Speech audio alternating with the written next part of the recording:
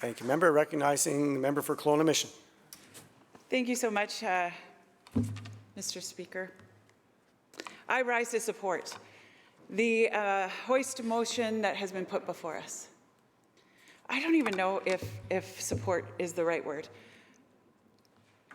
I want to demand that it be moved and supported. I want to plead that it be supported. And I want to plead on behalf of every family that is going into Christmas with a tremendous amount of insecurity, uncertainty, not knowing if they have a job.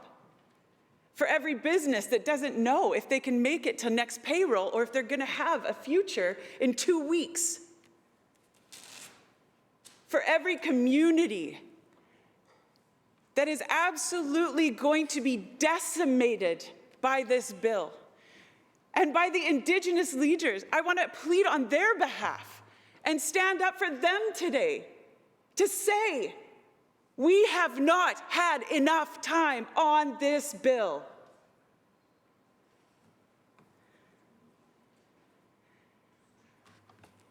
The NDP government has just voted to impose this time allocation. And this bill isn't even going to make it to committee stage. I became a member of this Legislative Assembly because I believe in democracy. Wholeheartedly. Probably somewhat idealistically. And in a democratic process, we actually have time to look at a bill. We have time to debate a bill. We have time to take it through a committee stage. We scrutinize it. This bill threatens 18,000 jobs. It threatens 4% of the BC GDP. And we're not even going to give it the decency of taking it through a committee stage? I'm going to agree with the leader of the third party in what committee stage actually means. What does it do? Yes, it gives the public some clarity. It gives the public some understanding if it's done correctly. It also engages the stakeholders and allows them to bring their questions through us to this House. And it also informs the judicial system as to what the intention was of these bills. And an 80-page bill of highly technical jargon that is going to have serious implications, no matter who you actually believe, for the forestry industry isn't even going to be given that process? This is shameful. I'm not proud of us today. And I'll note that this type of time allocation is not usual. It takes a tremendous amount of arrogance to not want scrutiny. It's old world politics. Old world politics that our province is desperately wanting us to get rid of. They're craving something different. They're craving us to actually debate things. They're craving for us to work together on issues. They're craving the best ideas to come forward. They're craving diversity of thought. And if I was going to see my family go without Christmas, I'd at least want government to give me the decency of knowing why. But instead, what we see over the last 2 weeks is a lack of transparency, a lack of accountability, trying to get away from transparency, get away from accountability, and get away from debate and scrutiny. Truth never fears scrutiny. Strength never fears someone else's ideas. And this government fears both.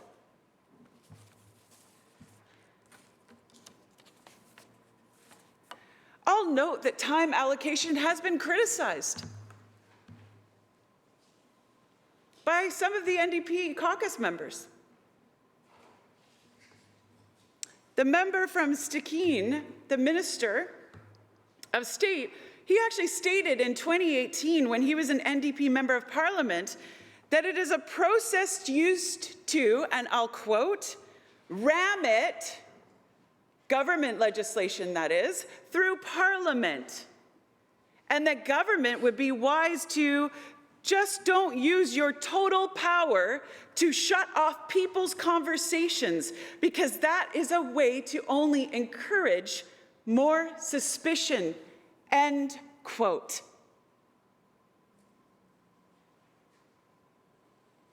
The member for Stikine isn't standing up today to support this amendment yet, this motion, but maybe he will.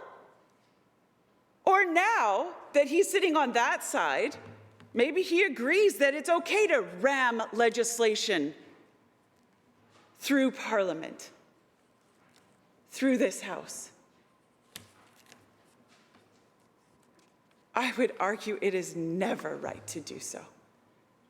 It is never right to do so. Our Indigenous peoples, they want economic and environmental sustainability. They want reconciliation. They don't want 30 days on an 80-page bill. But I guess they had 30 days or 20 days longer than we had with it. Businesses and industry, well, they need certainty. And it's government's job to provide both of these. Without this, we're not going to see investment in BC. We're not going to see future for BC. The 5 top exports of BC are all in the energy sector, and 4 of them are in forestry. Taking 20% of this industry away is catastrophic for BC. Great planning comes when disparate voices are brought together through consultation, through debate, through committee stage, and all are heard. And the reason that we're hearing so much opposition from outside of these 4 walls is because it didn't go through the proper process inside of these walls. Never mind the process outside of these walls. And if this had been done effectively, if this had been done appropriately,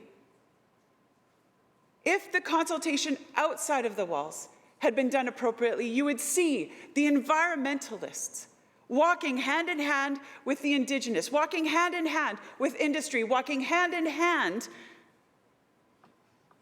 with our forestry sector. You would have seen agreement. We have no agreement on this, except for the seats on that side of the House. That's not called government, that's called dictatorship. That's not called democracy. Democracy ends when you stop having the conversation.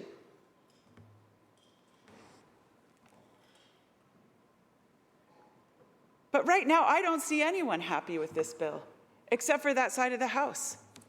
The environmentalists say they haven't gone far enough. There's been virtually no economic analysis done, and if it has been done, we have not seen it. Industry certainly isn't in agreement. The Indigenous aren't in agreement. We are not in agreement right now.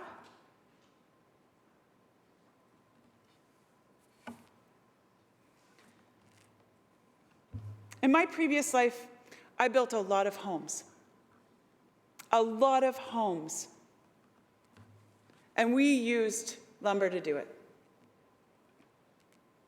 I used to walk through after framing stage. That was my favorite stage, because you could see the openness of the walls still. You could feel how the skeleton of the home was coming together. And I could close my eyes and, almost because of the smell of the lumber, know how the room was going to feel.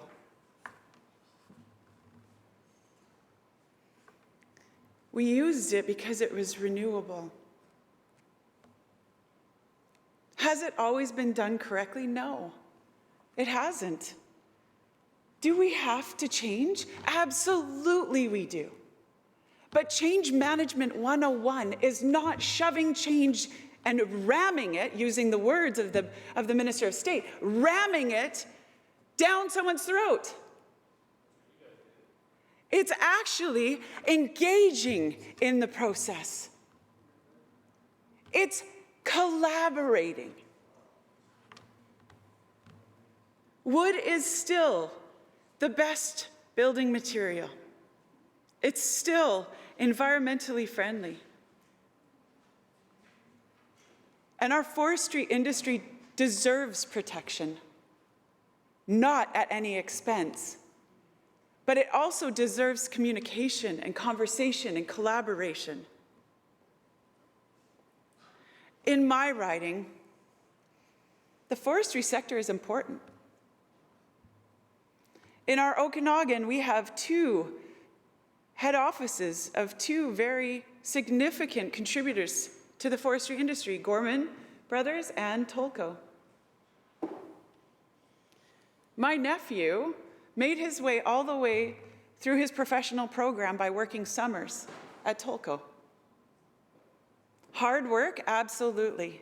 Great paying job? Absolutely. Debt-free when he graduated. Communities throughout this province rely on our forestry sector. Families rely on our forestry sector.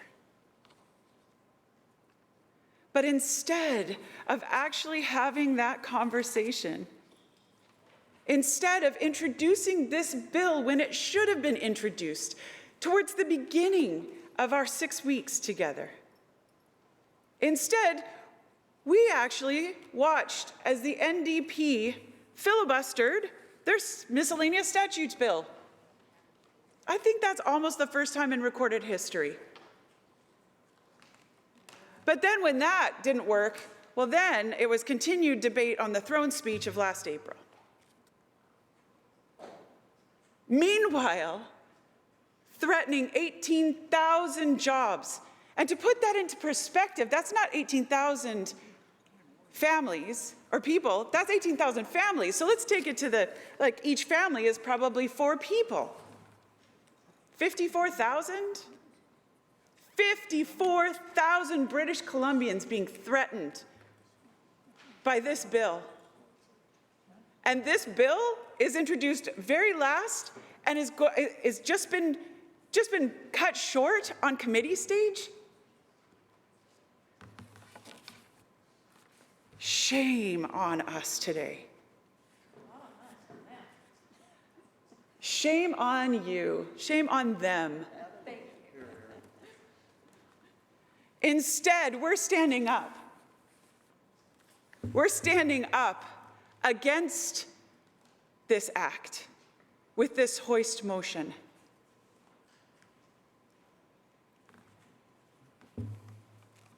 And look, we're not asking for no change. We're actually asking for change. But no government should have a blank check on how that change is made. So at least in this, standing up, at least in this, the record is clear. We are not the ones. We are not the ones with those 18,000 jobs lost. We are not the ones threatening the families at Christmas. We are not the ones who are choosing to not have a conversation about this bill. We are the ones that are standing up for families. We are the ones standing up for Christmas. We are the ones standing up for the holidays. We are the ones standing up for the forestry sector. We are the ones standing up for all of the communities that are dependent on this. Instead, these guys just want to heckle. They think it's funny. Wow. They actually think it's funny.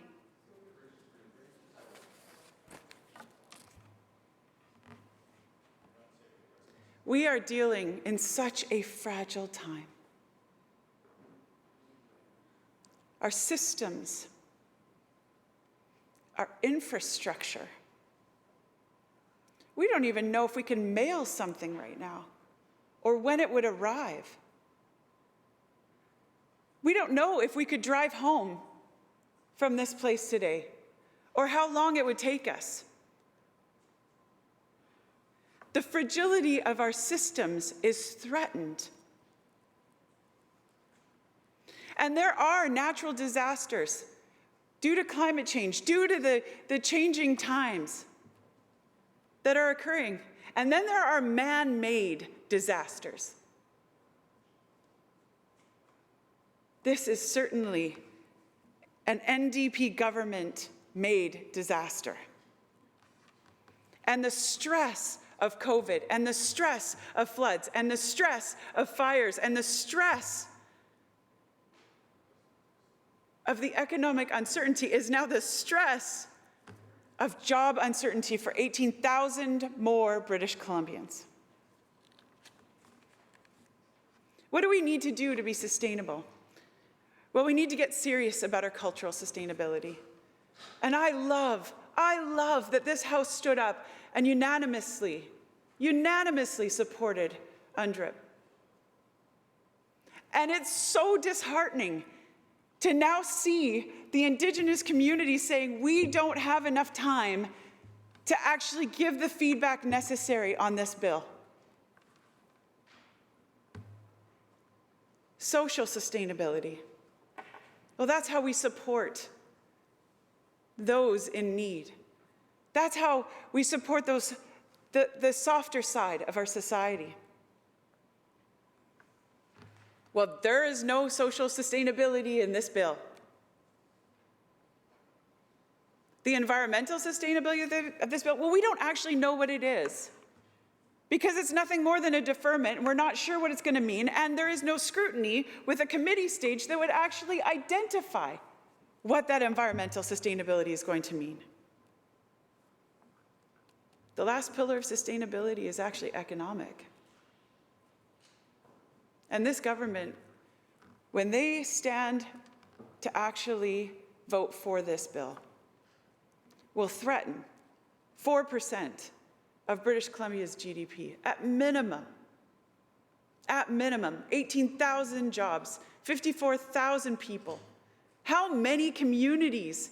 And then all of the spillover effect of having those communities no longer require services, no longer need to exist.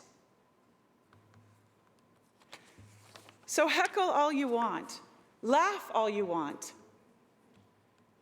because the reality is this is an incredibly serious topic in which we are threatening the very backbone of our economic sustainability. The top 5 exports, 4 related to forestry. What do we replace it with? What do we replace it with? And I even started talking about, I don't know, cutting Bill 22 short, cutting Bill 23 short, cutting Bill 29 short. This government doesn't seem to want any scrutiny, any questions. We know best.